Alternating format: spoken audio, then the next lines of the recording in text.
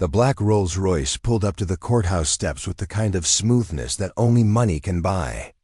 Behind the tinted windows sat Richard Blackwood, a man who had never heard the word no without finding a way to turn it into yes.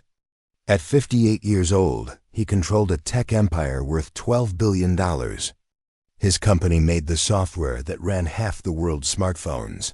And he never let anyone forget it. Richard stepped out of the car like he owned the sidewalk beneath his feet. His Italian leather shoes clicked against the concrete as he adjusted. His custom-made suit jacket. Everything about him screamed expensive, from his platinum watch to his perfectly styled silver hair. He looked at the old courthouse building and wrinkled his nose like he smelled something unpleasant. "This place looks like it hasn't been updated since the dinosaurs," he muttered to his assistant, who was frantically trying to keep up with his long strides. "Remind me again why I have to waste my time here." Behind him walked a small army of lawyers, each carrying briefcases that cost more than most people's cars. These weren't just any lawyers. These were the best legal minds money could buy, the kind who charged $1,000 just to answer the phone. They had gotten Richard out of trouble before, and they would do it again. The trouble this time came from his own employees. Well, former employees now.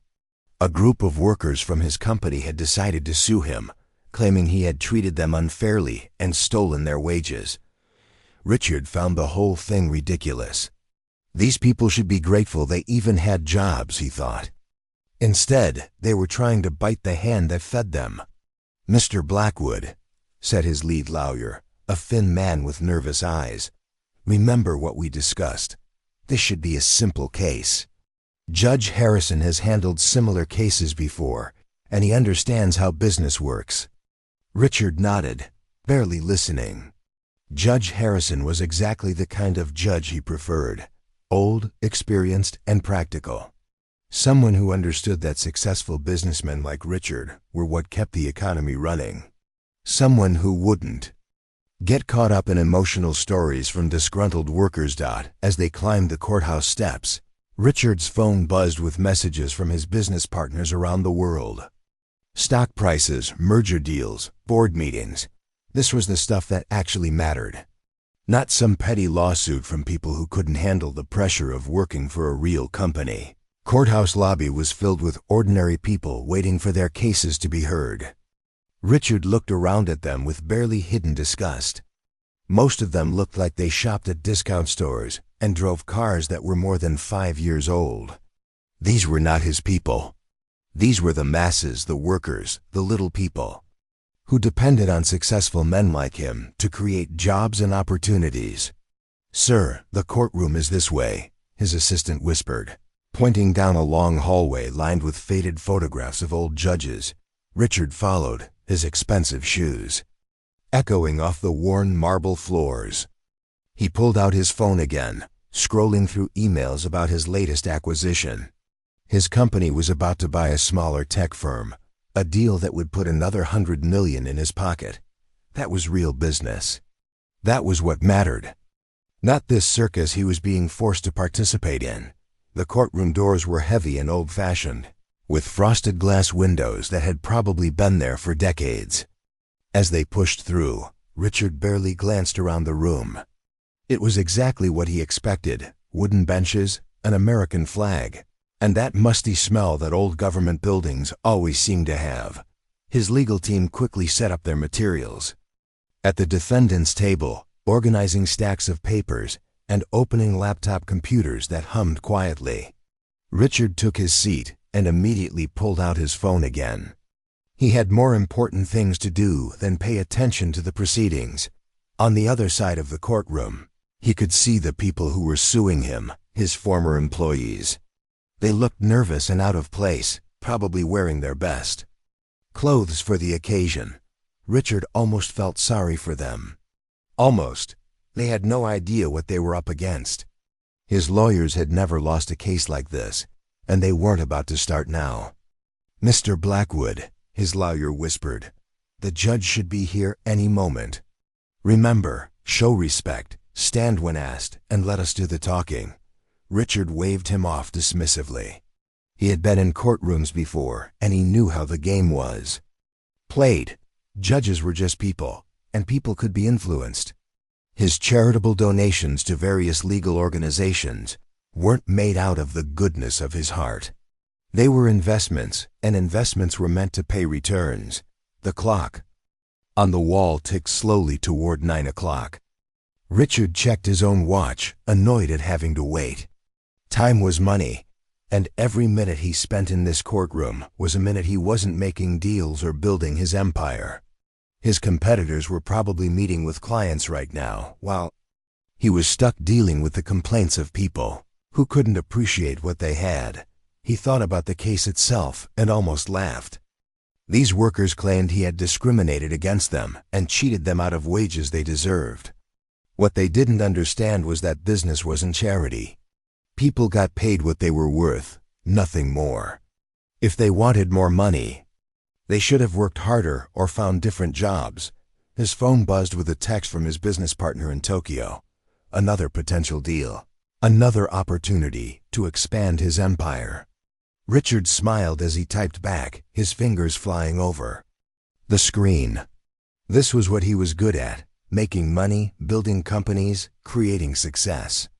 Not sitting in dusty courtrooms, listening to people complain about their problems. The courtroom was filling up now. Reporters had started to arrive, probably hoping for some kind of drama. Richard almost hoped they would stick around long enough to see him win.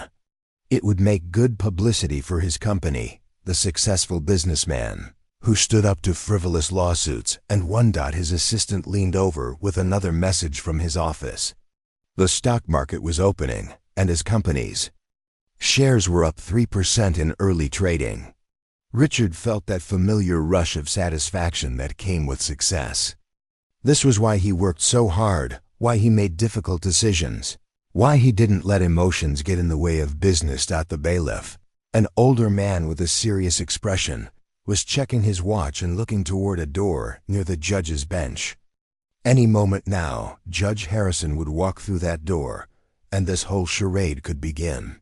Richard was confident it would be over quickly. His lawyers had prepared well, and the law was on his side. He glanced once more at the people suing him. They were whispering among themselves, probably nervous about facing his legal team. They should be nervous, Richard thought. They were about to learn what happened when ordinary people tried to take on extraordinary success. They were about to discover that in the real world, money talked louder than complaints, and power trumped emotion every single time. Richard was still scrolling through his phone when the bailiff's voice suddenly boomed across the courtroom. The sound made everyone stop what they were doing and look up with attention. All rise for the Honorable Judge Patricia Washington.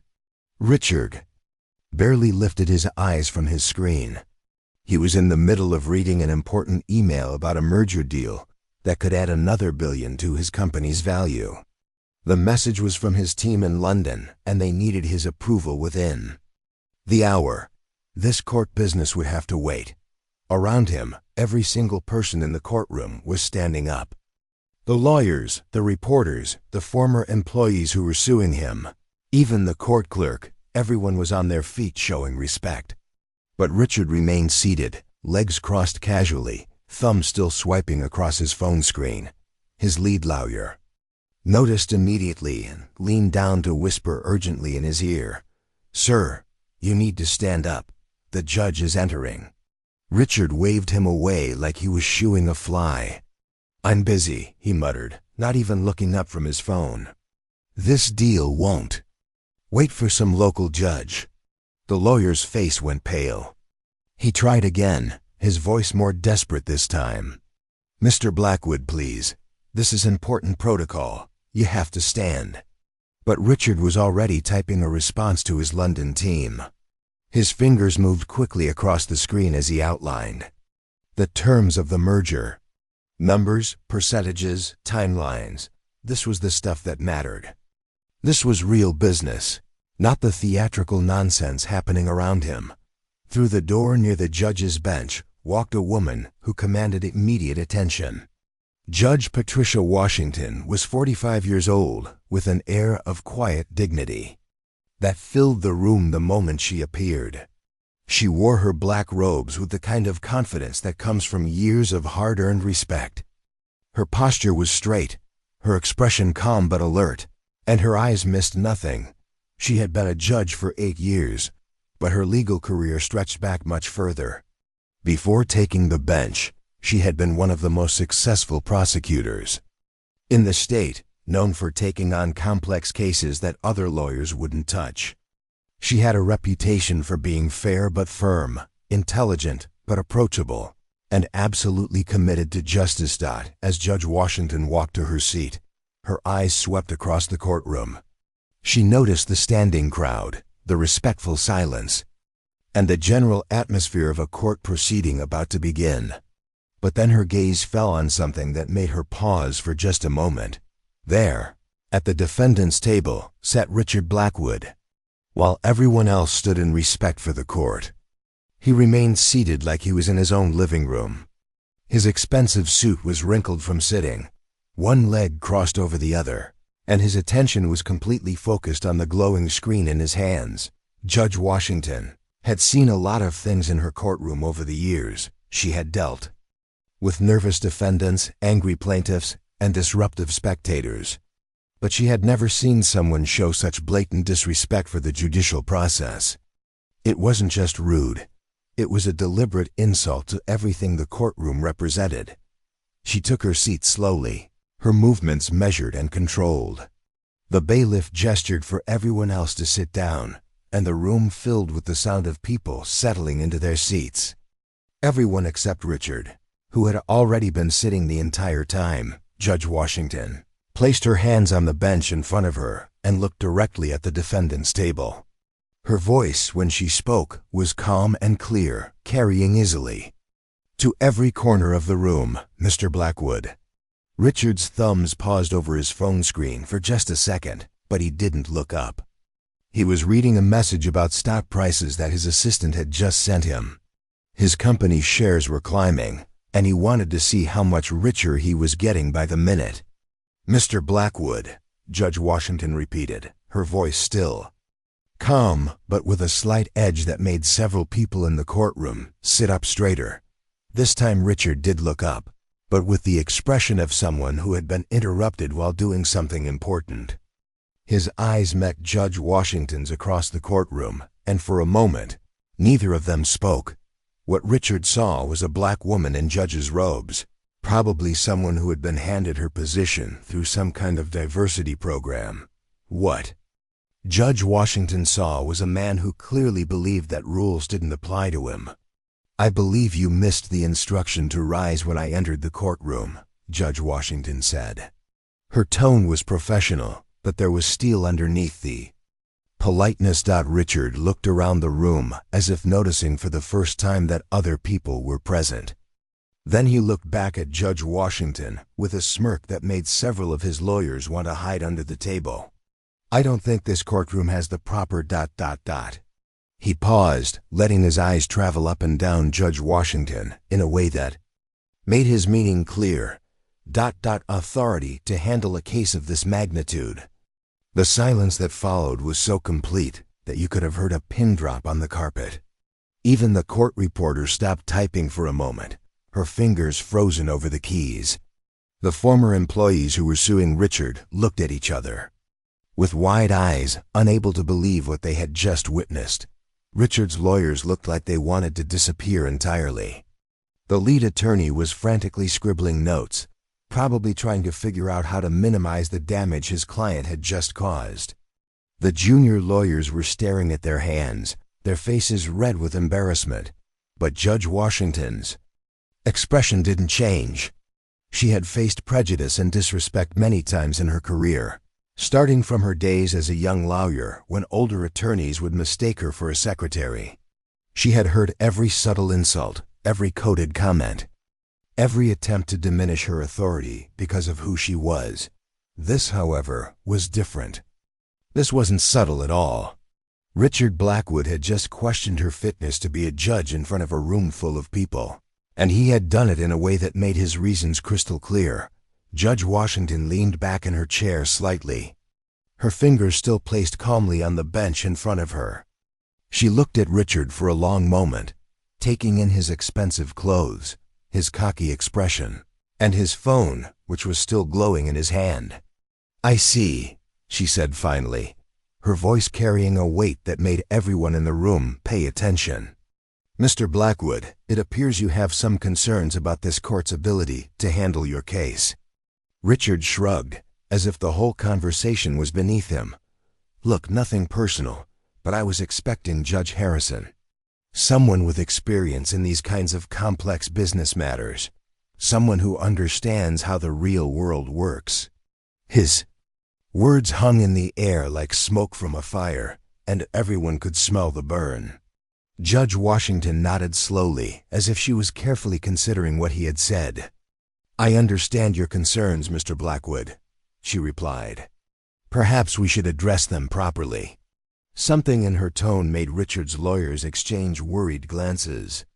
They had dealt with judges before, and they recognized the sound of trouble brewing, but Richard himself seemed oblivious to the danger.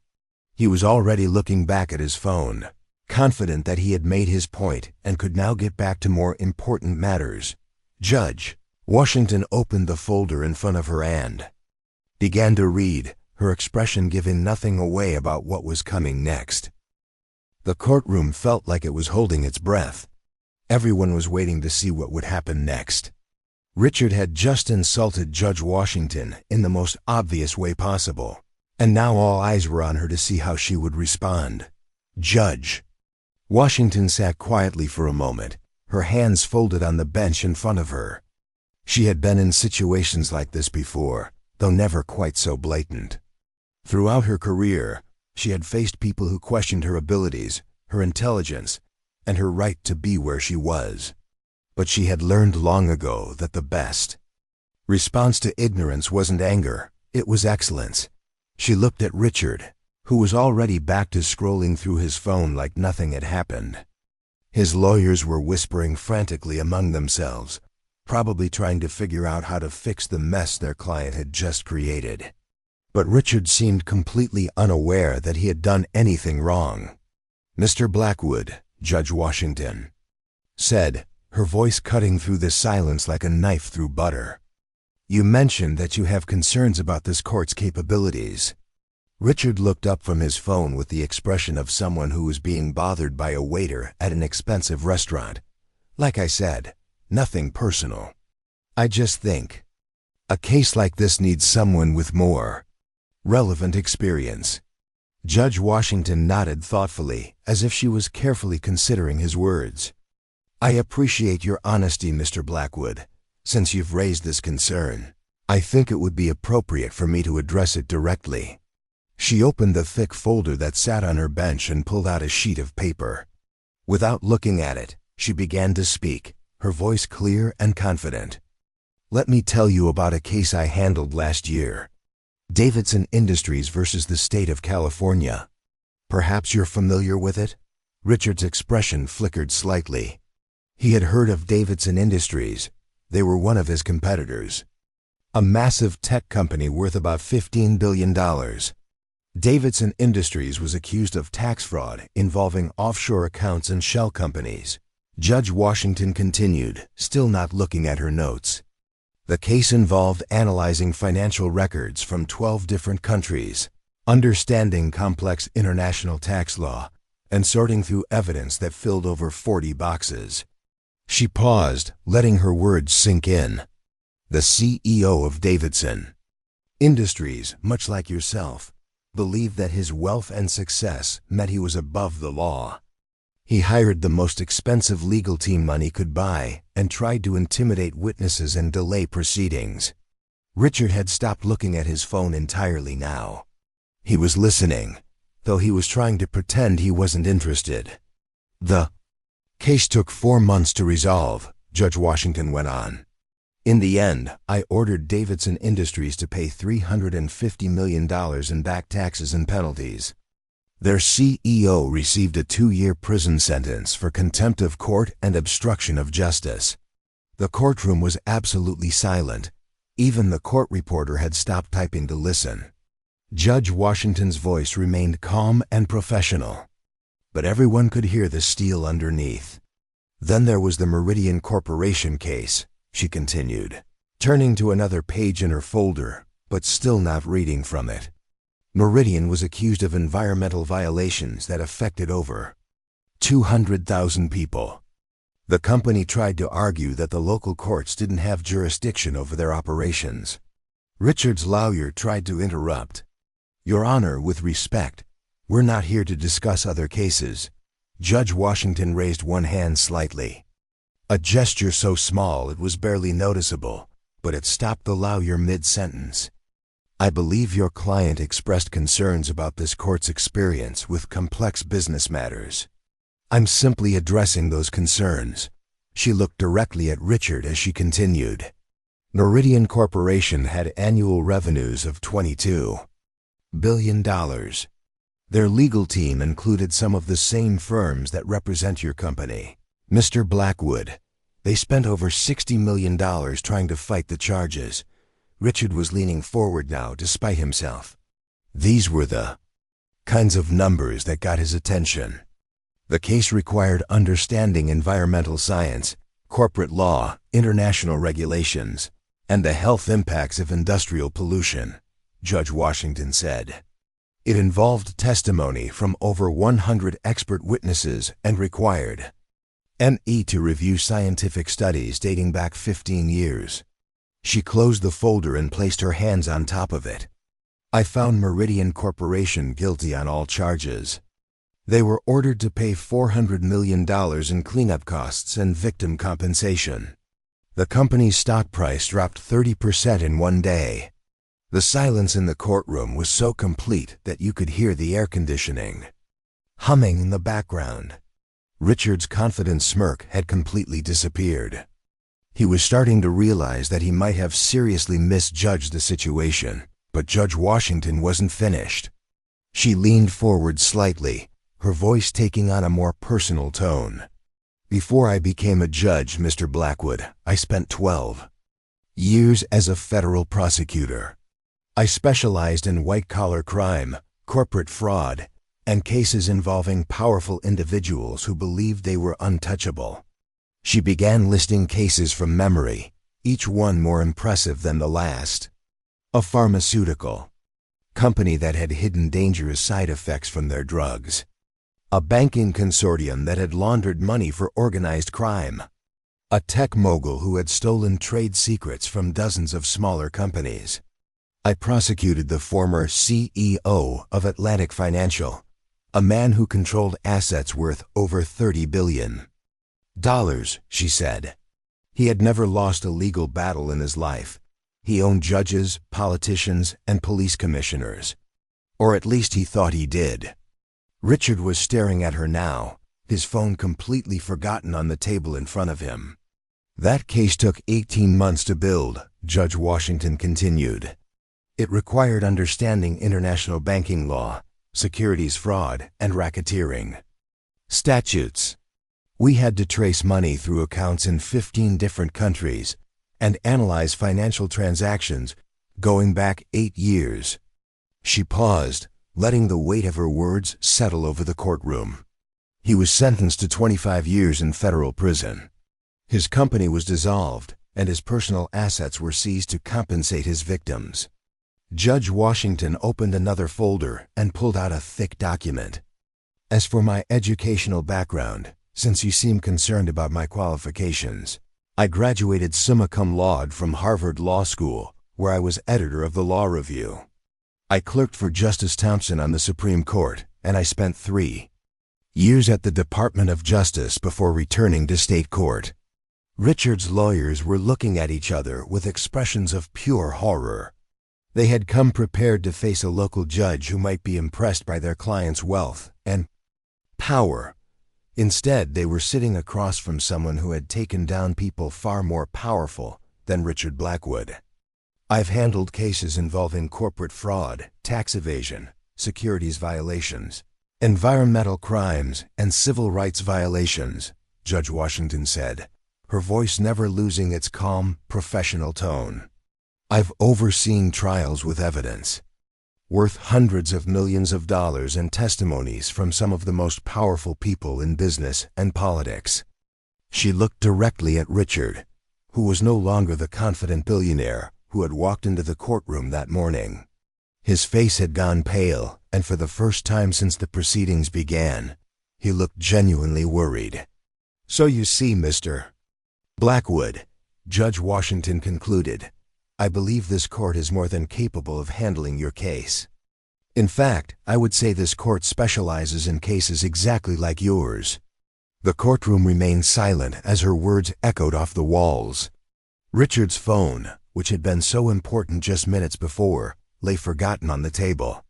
His expensive lawyers were frantically taking notes, probably trying to figure out how to salvage a situation that had gone from bad to catastrophic in the space of 10 minutes. Judge Washington straightened her papers and looked around the courtroom with the same calm dignity she had shown since entering. But now everyone understood that beneath that calm exterior was a legal mind that had dismantled corporate empires and sent billionaires to prison. Richard Blackwood had walked into the courtroom thinking he was the most powerful person in the room. He was about to discover just how wrong he had been. Judge Washington closed the folder containing her impressive case history and looked across the courtroom at Richard. The billionaire was no longer the cocky, phone-scrolling man who had walked in that morning. His face was pale, and his hands were gripping the edge of the table so tightly that his knuckles had turned white. "Now then, Mr. Blackwood," Judge Washington said, her voice carrying a tone that made everyone in the courtroom pay attention. "Since you've expressed such strong concerns about this court's ability to handle complex cases, I think it's only appropriate that we give your case the thorough attention it clearly deserves." Richard's lead lawyer jumped to his feet so quickly that he nearly knocked over his chair. "Your Honor, if I may." "You may not," Judge Washington interrupted smoothly. "Mr. Blackwood made it very clear that he believes this case requires special handling. I'm simply responding to his request." She turned to the bailiff and spoke in a voice that carried to every corner of the room. "Please inform the court clerk that we'll be extending this proceeding.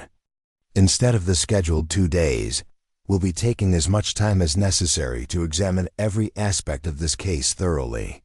The color drained completely from Richard's face. His lawyers began whispering frantically among themselves, shuffling through papers and looking like they were trying to solve an impossible puzzle.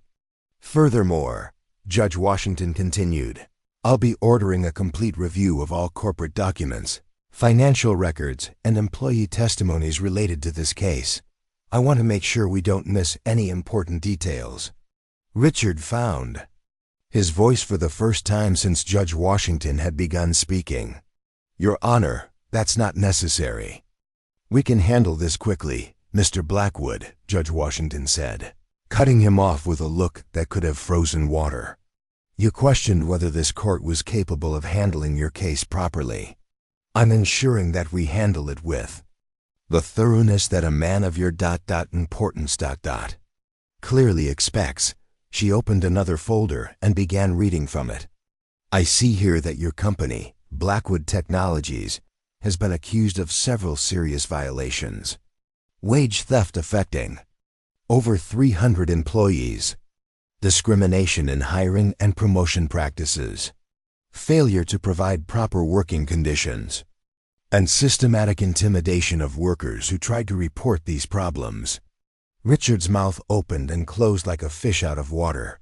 These were the exact charges he had expected to brush aside with his expensive lawyers and his reputation for success.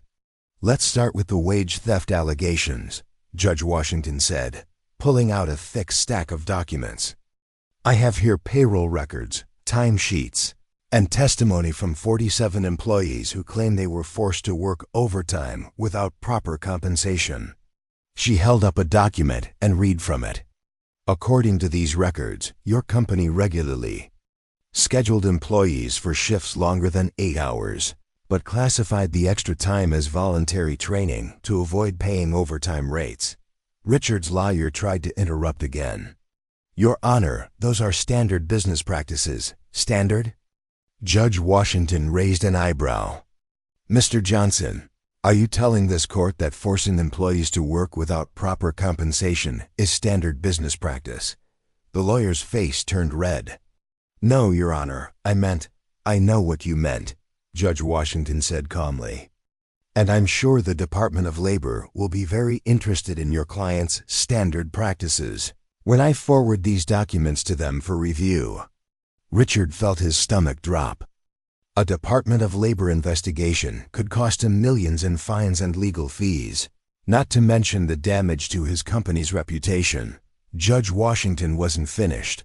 She pulled out another set of documents. Now let's discuss the discrimination. Allegations. I have testimony from 15 employees who claim they were passed over for promotions, despite being more qualified than the candidates who were chosen. She read from one of the testimonies. Michael Chun, a software engineer with 10 years of experience and 2 master's degrees, applied for a senior position 7 times over 3 years. Each time, the position went to someone with less experience and fewer qualifications. Interestingly, all 7 of the chosen candidates shared certain ... characteristics. Richard knew exactly what she was talking about. His company had a reputation for promoting people who looked like him and thought like him. It wasn't official policy, but everyone knew how things worked. Then there's the case of Lisa Rodriguez, Judge Washington continued, reading from another document. Ms. Rodriguez was a project manager who consistently received excellent performance reviews. When she became pregnant, she was suddenly moved to a position with fewer responsibilities and lower pay. When she complained, she was terminated for performance issues that had never been mentioned before. Judge Washington looked up from the documents and stared directly at Richard. Mr. Blackwood, do you see a pattern here? Richard's throat felt dry.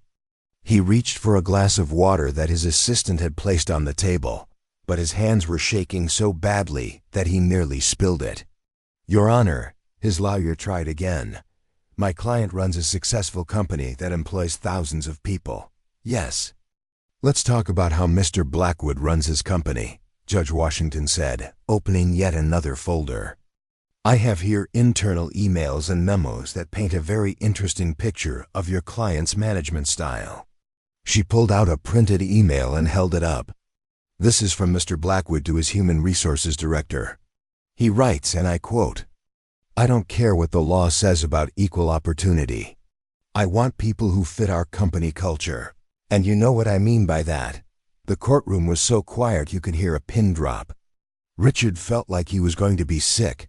Judge Washington continued reading. Here's another email from Mr. Blackwood to his payroll department. Find creative ways to reduce overtime costs. These people should be grateful to have jobs at all. They don't need to be getting rich off our generosity. Richard's lawyers were frantically taking notes, probably trying to figure out how these emails had become evidence. They had thought they were prepared for this case, but they were clearly in over their heads. And my personal favorite, Judge Washington said, holding up another document.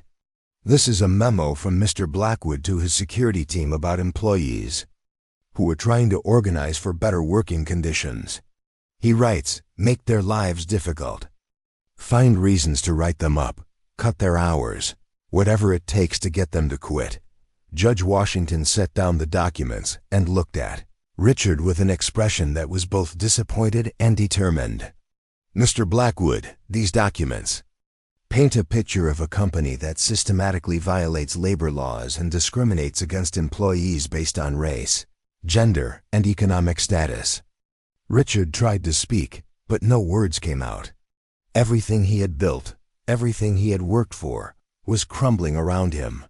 But we're not done yet, Judge Washington said, opening one final folder. I also have financial records showing that your company has been reporting false information to the IRS about employee compensation. It appears you've been claiming tax deductions for wages that were never actually paid. Richard's world was spinning. Tax fraud was a federal crime that could result in prison time, not just fines. Judge Washington leaned back in her chair and looked around the courtroom. Ladies and gentlemen, what we have here is not just a case of workplace discrimination or wage theft. We have a pattern of criminal behavior that has been going on for years. She turned back to Richard, who looked like he was about to faint. Mr. Blackwood, you came into my courtroom questioning my ability to handle your case. I want to assure you that this court is more than capable of handling cases involving corporate crime, tax fraud, and systematic violation of civil rights. The reporters in the back of the courtroom were scribbling notes as fast as they could write. This was turning into a much bigger story than anyone had expected. Court will recess for 30 minutes, Judge Washington announced. When we return, I'll be hearing testimony from the affected employees, and I'll be examining every document and piece of evidence in detail. As she stood to leave the courtroom, Richard remained frozen in his chair, staring at the table in front of him. His phone, which had seemed so important just hours before, sat silent and forgotten. The merger deals, the stock prices, the business empire he had built, none of it mattered now. He'd walked into the courtroom as one of the most powerful men in the city. He was about to walk out as just another criminal defendant facing the consequences of his actions. 3 days had passed since Richard Blackwood first walked into Judge Washington's courtroom. 3 days that felt like 3 years to the man who was used to controlling everything around him. The confident billionaire who had refused to stand for the judge was nowhere to be seen. In his place sat a broken man whose empire was crumbling with each passing hour. The courtroom was packed beyond capacity. Word had spread about the dramatic proceedings, and reporters from major news networks had flown in from across the country. This wasn't just a local business dispute anymore. This had become a symbol of something much bigger, the question of whether wealth and power could still buy immunity from justice. Richard sat at the defendant's table, his expensive suit wrinkled, and his face haggard. He hadn't slept properly in 3 days. Every time he closed his eyes, he could hear Judge Washington's voice reading those damaging emails and financial records. His phone, which used to buzz constantly with business calls, had been mostly silent. Word was spreading in business circles that Richard Blackwood was in serious trouble. His team of high-priced lawyers looked defeated. They had tried every legal maneuver they could think of, but Judge Washington had been prepared for all of them. She had answered every objection with relevant case law, shut down every attempt to delay proceedings, and systematically dismantled every defense they had prepared. The former employees who were suing, Richard sat on the other side of the courtroom. Over the past 3 days, they had told their stories one by one. Stories of working 60-hour weeks but only getting paid for 40. Stories of being passed over for promotions because of their race or gender. Stories of being fired for speaking up about unsafe working conditions or unfair treatment. Each testimony had been more damaging than the last. Judge Washington had listened carefully to every word, asking detailed questions and making notes. She had treated each witness with respect and dignity, something many of them said they had never experienced while working for Richard's company. Now, the moment everyone had been waiting for had finally arrived. Judge Washington was ready to deliver her verdict. The bailiff called for order as Judge Washington entered the courtroom for the final time. This time, Richard stood immediately when she entered. There was no phone in his hands, no smirk on his face, no attitude of superiority. He looked like a man who had finally learned that there were consequences for his actions. Judge Washington took her seat and opened the thick folder that contained her decision. The courtroom was so quiet that you could hear people breathing. Reporters had their pens ready, photographers had their cameras positioned, and everyone was holding their breath. After 3 days of testimony and careful review of the evidence, Judge Washington began, her voice clear and strong. This court finds that the plaintiff's allegations have been proven beyond any reasonable doubt. Richard's shoulders sagged. as if someone had just told him his world was ending. Which, in many ways, someone had.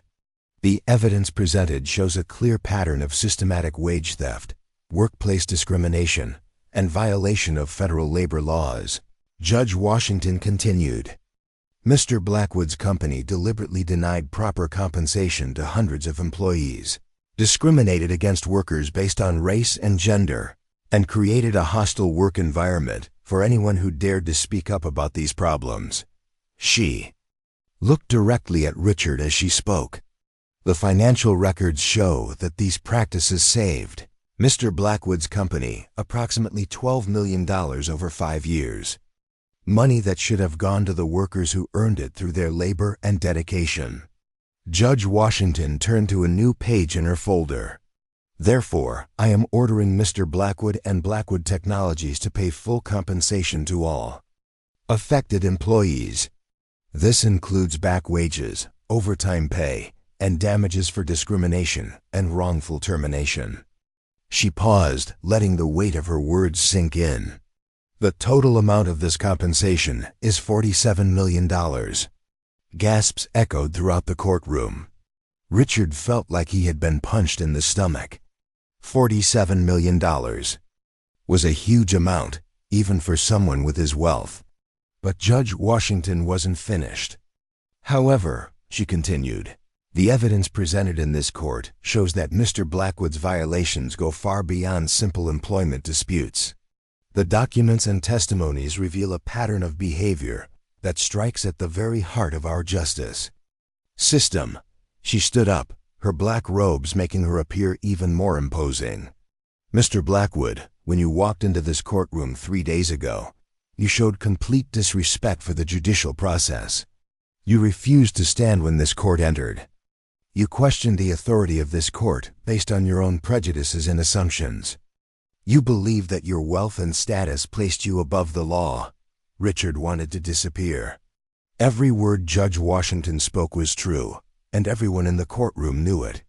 Your behavior demonstrated a fundamental disrespect not just for this court, but for the rule of law itself, Judge Washington said. You showed the same arrogance and disregard for others that you displayed toward your employees. You treated this courtroom like it was your personal boardroom, where money and power were the only things that mattered. She sat back down and looked at Richard with an expression that was both stern and sad. Therefore, in addition to the financial compensation, I am ordering you to complete 200 hours of community service. Richard's lawyer started to stand, probably to object, but Judge Washington held up her hand. This community service will be completed specifically with organizations that provide legal aid to underserved communities. She continued, you will spend your time helping people who cannot afford expensive lawyers, people who have been taken advantage of by those with more power and resources. The irony was not lost on anyone in the courtroom. Richard Blackwood, who had spent his career exploiting workers and fighting against their rights, would now have to spend his time helping similar people fight for justice. Additionally, Judge Washington said, turning to another page, Blackwood Technologies will be subject to federal monitoring for workplace practices for the next 5 years. Your company will submit quarterly reports to this court, detailing employee compensation, promotion practices, and workplace conditions. Richard's business empire, which he had controlled completely for decades, would now be watched and regulated by the government. Every decision would be scrutinized, every policy reviewed. Furthermore, Judge Washington continued, I am recommending that the Department of Justice investigate the tax fraud allegations that emerged during these proceedings. The evidence suggests that Mr. Blackwood has been systematically cheating on his taxes while denying proper wages to his employees. This was the final blow. A federal tax investigation could result in criminal charges, prison time, and the complete destruction of everything Richard had built. Judge Washington closed her folder and stood once again. Mr. Blackwood, you came into this courtroom believing that your money and status made you untouchable. You learned today that in America, justice is supposed to be blind to wealth, race, and social position. She looked around the courtroom at the packed crowd of reporters, employees, and observers. This case serves as a reminder that no one, no matter how rich or powerful, is above the law. The workers who were brave enough to stand up to Mr. Blackwood have shown us that ordinary people can still fight for justice and win. Richard stood up slowly, his legs shaking. He had to use the table for support. Everything he had worked for, everything he had built, had just been taken away in a matter of minutes. As he turned to leave the courtroom, Judge Washington's voice stopped him one final time. "Mr. Blackwood," she said, her voice carrying to every corner of the room, "the next time you enter any courtroom, I suggest you remember that justice doesn't recognize wealth, race, or arrogance. It only recognizes truth and the law." Richard walked out of the courtroom a different man than the one who had entered 3 days before.